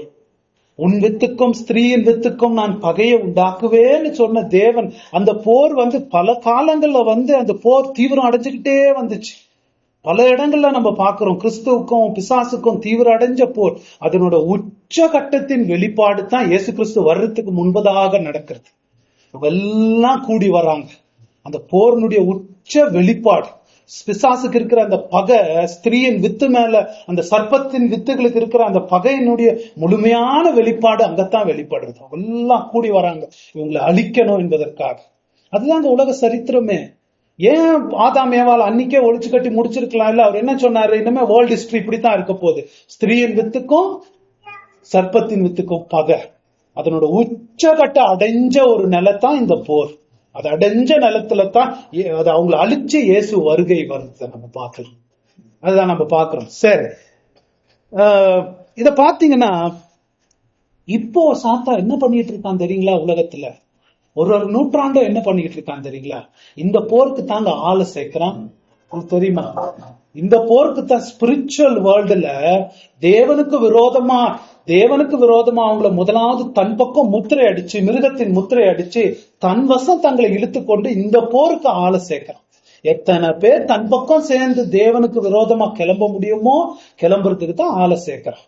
அவன் எப்படி இத்தனை பேர் அவன் பக்கம் போக முடியும்? யோசிச்சு பாருங்களேன். எத்தனை பேர்னு போட்டிருக்கு. அத்தனை பேர் எப்படி போக முடியும்னா அவனுடைய ஸ்ட்ராட்டஜி பாருங்களேன், என்ன பயன்படுத்துறான் படிங்களேன். அப்பொழுது வலுசர்ப்பத்தின் வாயிலிருந்தும் மிருகத்தின் வாயிலும் கள்ளத்திற்கரசியின் வாயிலும் இருந்து தவளைகளுக்கு ஒப்பான 3 அசுத்த ஆவி புறப்பட்டு வர கண்டேன். அவைகள் அற்புதங்களை செய்கிற பிசாசுகளின் ஆவிகள். அவைகள் பூலோகம் எங்கும் உள்ள ராஜாக்களை சர்வ வல்லமையுள்ள தேவனுடைய மகாநாளில் நடக்கும் யுத்தத்திற்கு கூட்டி சேர்க்கும்படிக்கு புறப்பட்டு போகிறது. இத்தனை ஜனங்களை அவன் எப்படி கூட்டி சேர்த்தான்னு போட்டிருக்குன்னா, இந்த மிருகத்தின் வாயில, இந்த வலுசர்ப்பத்தின் வாயில, கள்ள தீர்க்கதரிசி வாயில இருந்து சவுக்குல வருதான். அதெல்லாம் கிராபிக்கல் பிக்சர் யோசிச்சு பாருங்க. வாய் தவுக்குல வந்துகிட்டே இருக்கு. தாயில இருந்து தவுக்குல வருதான். அந்த தவுக்குல அசுத்தமான தவுக்குல எங்க போதான்? பூமியின் எல்லா இடங்கள்லயும் போய் எல்லாரையும் இந்த போருக்கு ஆள் சேர்க்குது. அதான் அந்த ஸ்ட்ராட்டஜியை பயன்படுத்தி தான் அவன் மொத்தமா சேர்க்கிறான். என்ன தவளைகள் எத்தனாவது வாத? 2வது வாத இல்லைங்களா? 3வது வாத தவளைகள், ஃப்ராக்ஸ். என்ன அந்த தவளைகள் பார்க்கும்போது, எகிப்துல வரும்போது அந்த தவளைகள் என்ன ஆச்சு? கால் வைக்கிறதுக்கு இடம் இல்லை இல்லைங்களா? பூமி ஃபுல்லா நிரப்பிருச்சு. அந்த தன்மையை நம்ம ஞாபகம் வச்சுக்கணும். 2வது அதனோட தன்மை என்னன்னு பார்க்கணும். லேவியர் ஆகமத்துல தவளை ஒரு அசுத்த மிருகம்னு போட்டு, அன்கிளீன் அனிமல் பாருங்களா, அசுத்த ஆவிகள் அப்படின்னு வருது, அசுத்த மிருகம். 3வதாக தவளைகள் குணாசியம் பார்க்கும்போது நான் உங்களுக்கு ஞாபகம் இருக்கலாம், சவுண்ட் தொடர்ந்து கத்திக்கிட்டு இருக்கும், கத்திக்கிட்டே இருக்கும். குரோக்கிங்னு வாங்க, சொந்தம் கத்திக்கிட்டே இருக்கும், விடாம கத்திக்கிட்டு, வாய் வலிக்குமான்னு தெரியாது, கத்திக்கிட்டே இருக்கும். அந்த மாதிரி இந்த பிசாசு இது பாருங்க எங்க இருந்து வருது? இது மிருகத்தின் வாயில வருது.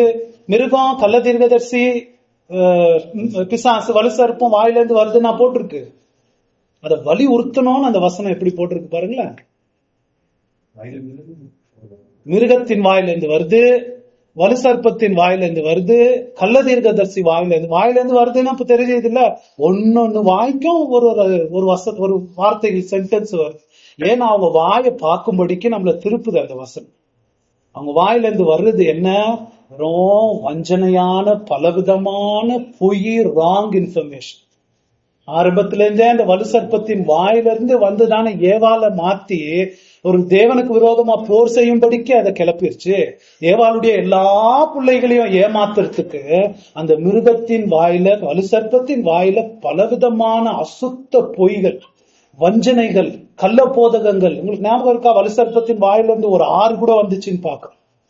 அது பாக்குறதுக்கு ஆடு மாதிரி இருக்கு, வலுசர்ப்பம் மாதிரி பேசுச்சின்னு பாக்குறோம். அப்படியெல்லாம் வந்துச்சு, வாயில இருந்து தான் வருது. இது என்ன வருது? இதுல இருந்து வர பொய்ங்க உலகம் ஃபுல்லா கால் வைக்க இடம் இல்லாம பரப்பிடும். அது அசுத்தமான தூஷணமான பொய்களா இருக்கும். அது தொடர்ந்து உலகமெல்லாம் கேட்கும்படிக்கு, சத்தியத்தை மனுஷர்கள் கேட்காம ஃப்ராக் சவுண்டே எங்கேயும் கேட்கும்படிக்கு அது சவுண்ட் இருக்க போகுது. அதை கேட்டு கேட்டு கேட்டு எல்லாம் மிருகத்தின் முத்திரைய வாங்கி அவனோடு போருக்கு சேரும்படிக்கு பிரெயின் வாஷ் பண்றது, பிரெயின் வாஷ் பண்ணி எல்லாரையும் சேர்க்கறது. புரியுதுங்களா? அத பாத்தீங்கன்னா இதனோட அர்த்தங்கள் புரிஞ்சுக்கிட்டா ரொம்ப அதிசயமா இருக்குங்க. இன்னைக்கும் அது சேர்க்குது. எப்படி ஒரே தவுக்களுடைய சத்தம் தான் எங்க பார்த்தாலும். எங்கேயாவது சத்தியம் இடம்னு கால் வைக்கிறதுக்கு இடம் இருக்குதா? இது சத்தியமான இடம் எங்க இருக்குது? அதுதான் பவுல் சொல்றாரு, சத்திய வீடான சபை நம்ம மட்டும்தான், சத்தியத்துக்கு தூணான சபை நம்ம தான் சொல்றாரு. சத்தியத்தை நிறுத்தக்கூடிய வேலைதான் சபை. அந்த சபையை என்ன பண்ணுது? சத்தியத்துக்காக நிக்காம சோஷியல் சர்வீஸ் பண்ண போகுது. பண்றது தப்பு இல்ல, அது இல்ல சபையுடைய வேலைங்க. எத்தனையோ பாஸ்டருங்க கடையை இழுத்து மூடிட்டு என்ன பண்றாங்க தெரியுமா? Social service. எத்தனையோ சபைங்க சோஷியல் சர்வீஸ் இல்ல எங்களுக்கு அதெல்லாம் தப்புன்னு நான் சொல்ல வரல, புரிஞ்சுக்கிறாங்க. அதெல்லாம் செகண்டரி. சபையினுடைய பிரதானமான பணி என்னங்க?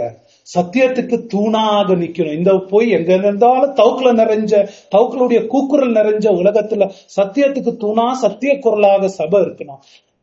எங்க இருக்குது?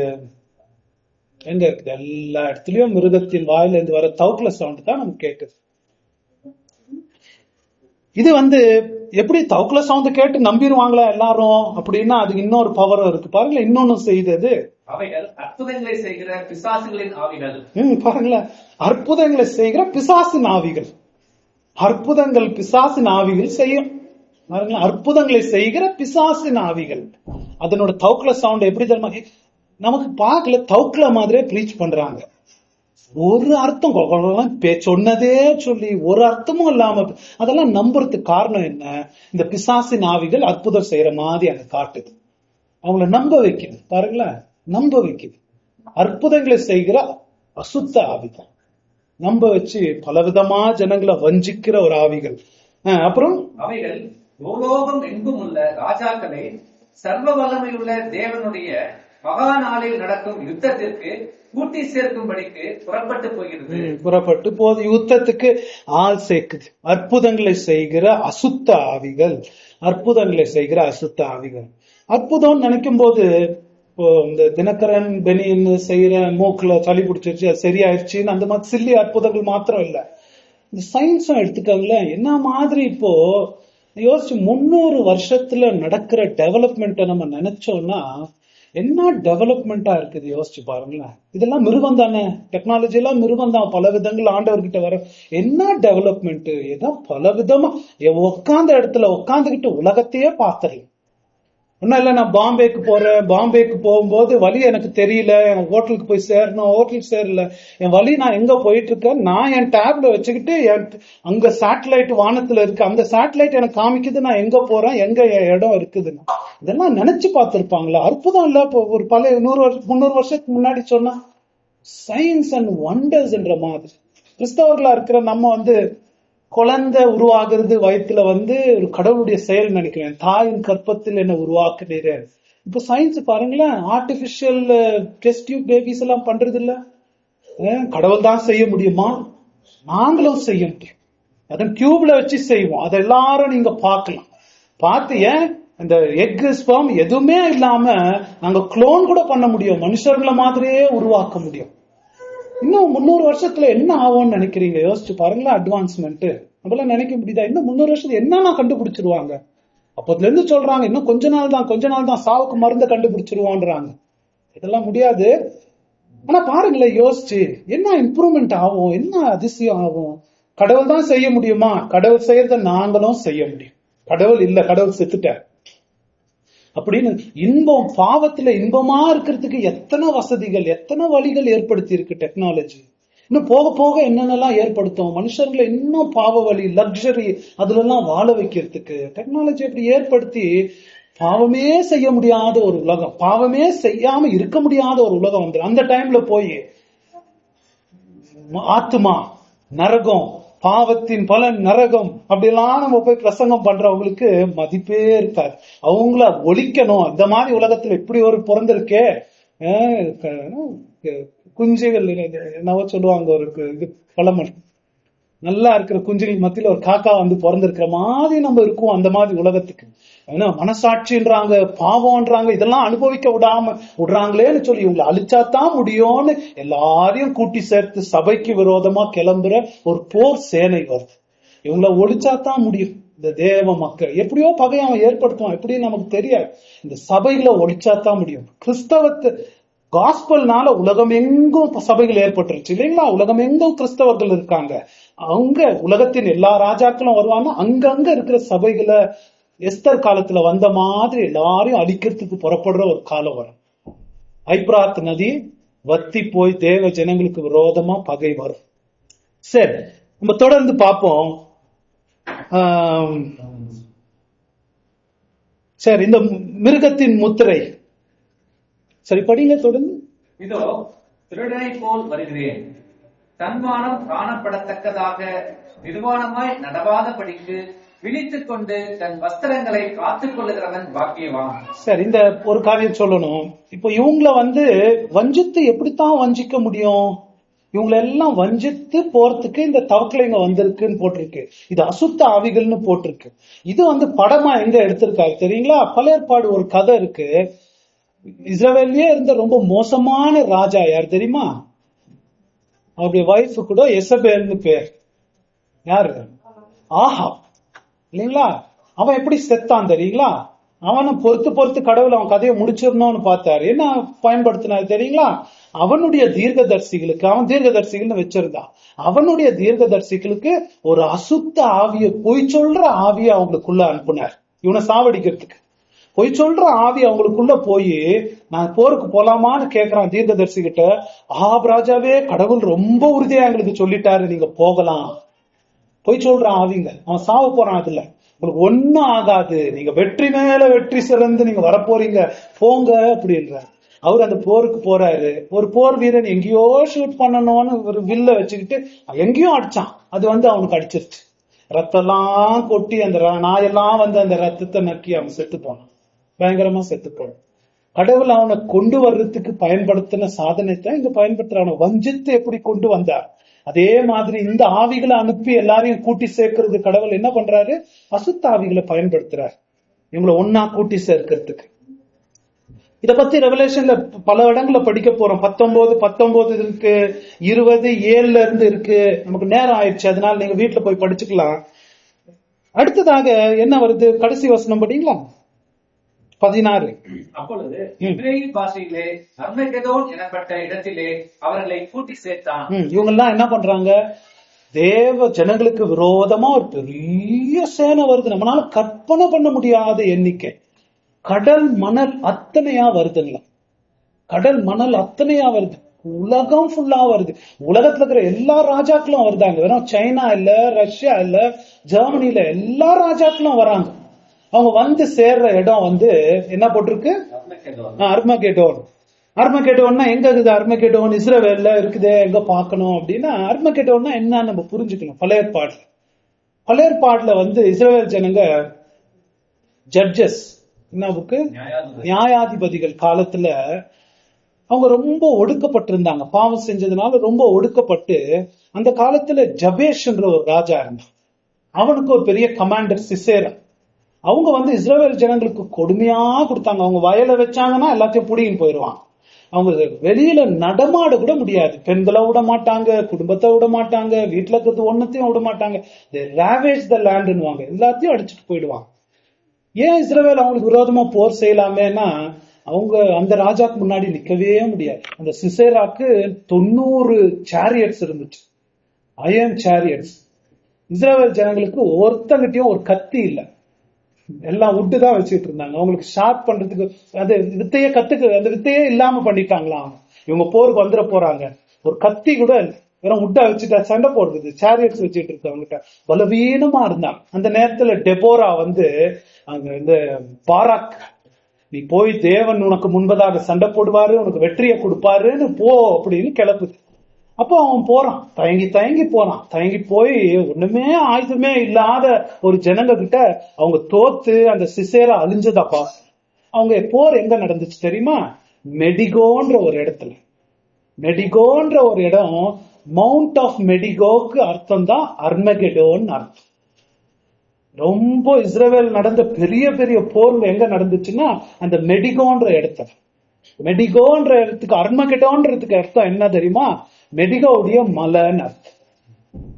அந்த அர்த்தத்தை எடுக்கிறாரு. ஏன்னா அது ஒரு பிளேன், பெரிய பிளேன். அது கோடிக்கணக்கான போர் சேவகர்கள் அங்க நடக்கலாம், அங்க நடந்து போர் செய்ய முடியாது. போர்க்களம் ஒண்ணுவாங்க இல்லைங்களா, அந்த இடம் அது. அதை எடுத்து கடைசியில நடக்கிற போருக்கு அந்த பேரை கொடுக்கறதுக்கு காரணம் என்ன? அவ்வளோ பெரிய போர் அங்க நடக்க போகுது. அதனால போய் இஸ்ரவேல் எங்க இருக்குது, அங்கதான் இந்த போர் நடக்க போகுதுன்னு இல்லை. அந்த கான்செப்ட புரிஞ்சுக்க பார்க்கணும். ஒரு சிம்பிளா அவர் எடுக்கிறாரு, அதை புரிஞ்சுக்க பார்க்கணும். சரி, தொடர்ந்து படிங்க. இல்ல அந்த 14 படிங்க. அவைகள் அற்புதங்களை செய்கிற பிசாசுகளின் ஆவிகள்.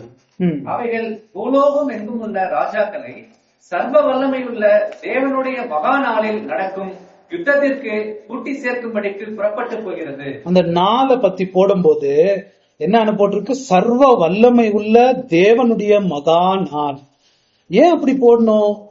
அவங்க எல்லாம் என்ன நினைச்சுக்கிட்டு வராங்க? இது நம்மளுடைய நாள்.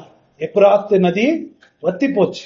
சாத்தான் தன்னுடைய முழு சேனையோடு, பெரிய கடல் அத்தனைய சேனையோடு கிளம்பி வருது. இது நம்மளுடைய நாள், வெற்றியின் நாள் வரும்போது, இதுவரைக்கும் தான் கொண்டு வராத பலத்தோடு பவரோடு வரும்போது தேவன் தான் எவ்வளவு பவர்ஃபுல்னு வெளிப்படுத்துற ஒரு ஸ்டேஜ் அது.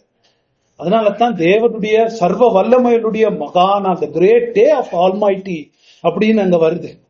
அங்க வரும்போது அவங்க எல்லாம் சேர்ந்து வரும்போது பரலோகத்துல இருந்து அக்கினி வந்து அவங்க எல்லாம் அழிச்சு போடுறது பாக்குறோம். இதாங்க தேவன்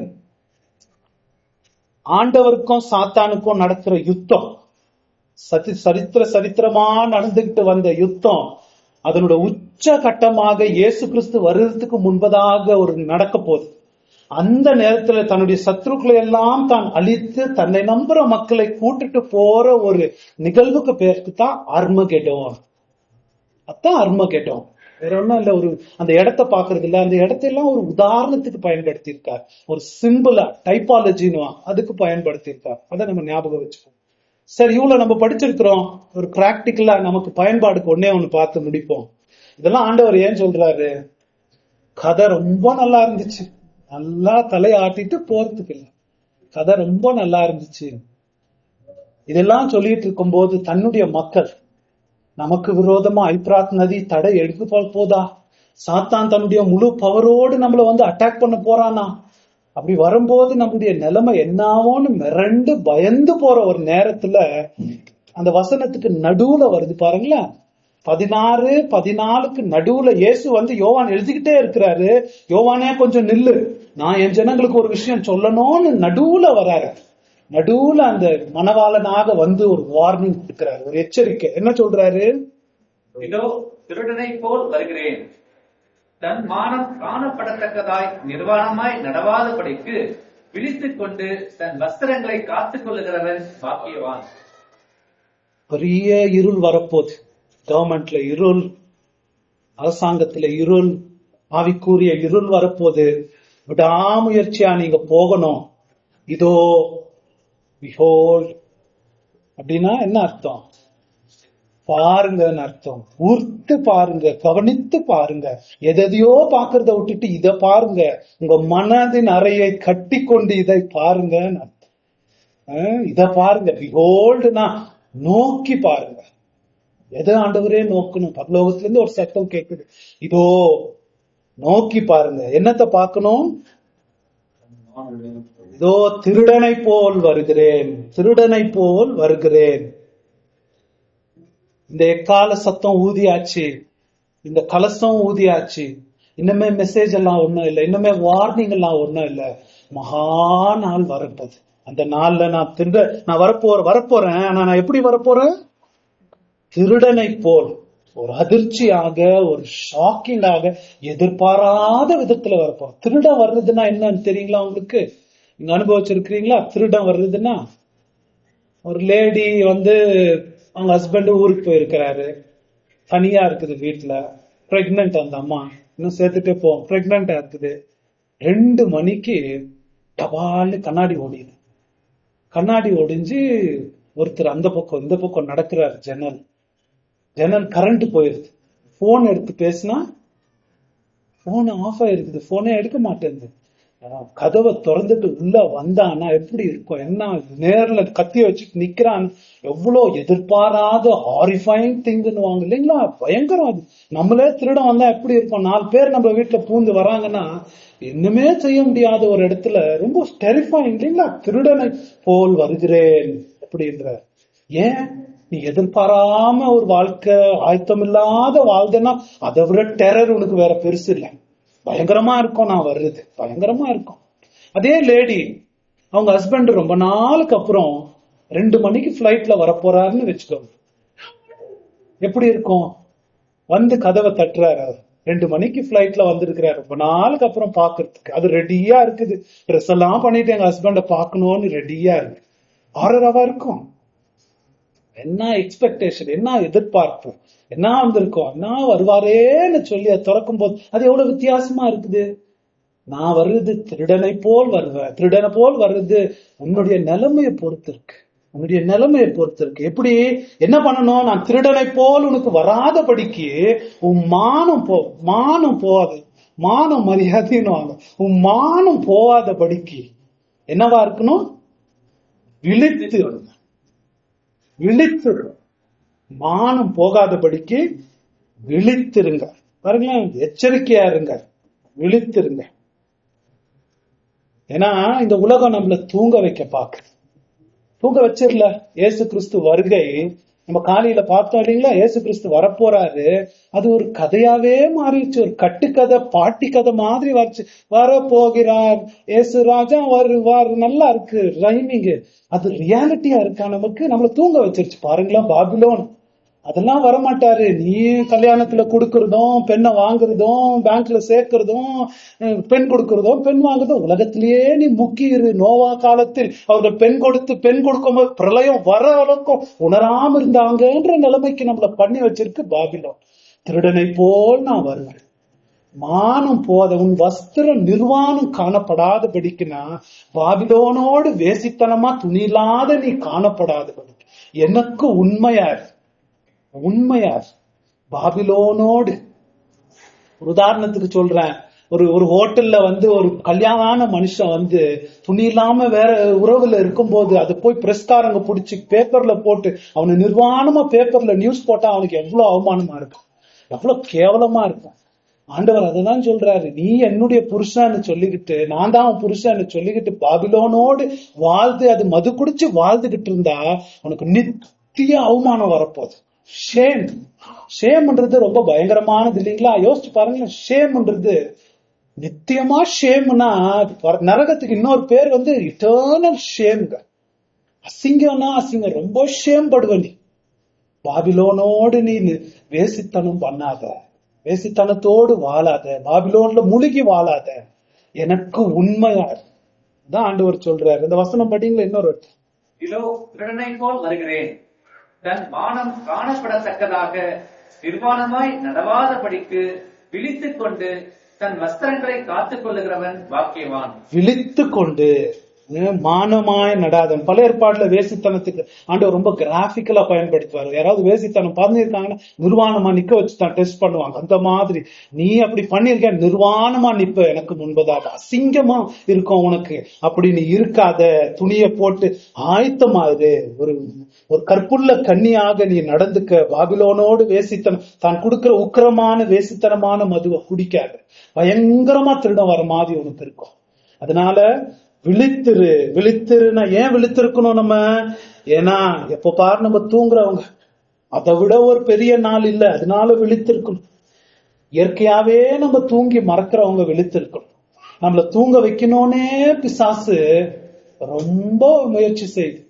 நைட்டு லேட்டு இருள் ஆக ஆக என்ன ஆகும்? தூக்கம் வரும் இல்லைங்களா?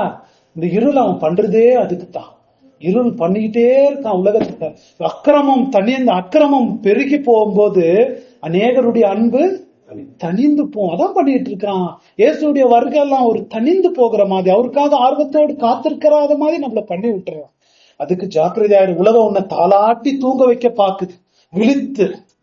விழித்து நமக்கு டைம் தெரியாது, விழித்திருக்கணும்.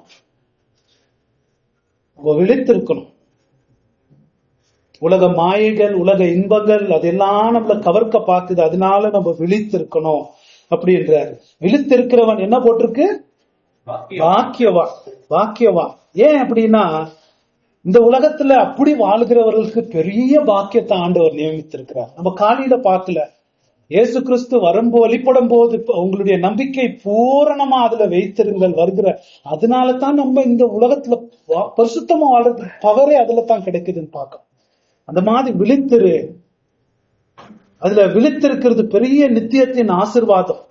ஏன்னா அப்படி விழித்திருக்கிறவங்க தான் இயேசு மேல இருக்கிற அன்பு, ஆர்வம், ஆசை, இயேசுவோடு இருக்கிற ஐக்கியம், அதெல்லாம் ரொம்ப ஃப்ரெஷ்ஷா அனுபவிக்க முடியும். அதனால பாக்கியமா பல விதங்கள்ல பல பாக்கியங்கள் நமக்கு கிடைக்கிறதே அவர் வருகைக்காக காத்திருக்கிற ஒரு மனநிலையில நம்ம இருக்கும் போதுதான். தேவன் நமக்கு உதவி செய்யட்டும். இதெல்லாம் நம்ம வாழ்க்கையில நம்ம அனுபவிக்கும்படிக்கு ஜெபம் செய்து